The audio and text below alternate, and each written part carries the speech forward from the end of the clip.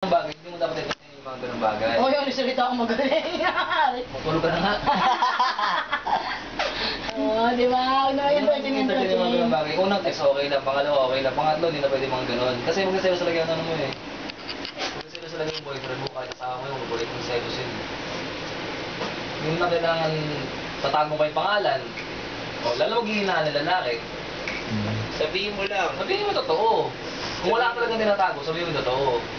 Huwag na ibang pasikot-sino pa isang bagay. Tanong sa'yo, sino yan? Babae to. Text meet ko lang. Tapos balang bandang huli, malalaman mo rin kung bandang huli, malalaman niya kung ano talaga yung ano. Sino talaga yun.